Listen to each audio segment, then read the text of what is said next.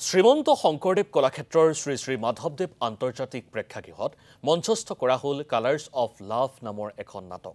প্ৰাঞ্জল কে শইকীয়াই ৰচনা আৰু পৰিচালনা কৰা নাটকখন নিবেদন কৰিলে টি ইণ্ডিপিটিয়ে।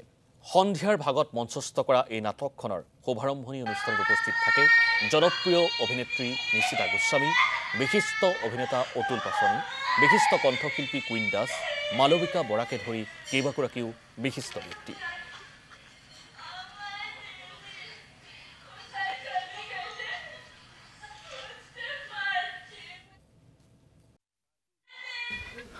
এইটো আচলতে এটা প্ৰেম কাহিনী। গোটেই ড্ৰামাখন এখন মিউজিকেল প্লে আচলতে। মনদীপ দাই মিউজিক কৰিছে আৰু আমাৰ প্ৰাঞ্জল কে শইকীয়াদাৰ এটা ৰিয়েল ঘটনাৰ পটভূমিত এই নাটকখন তেখেতে লিখি উলিয়াইছে।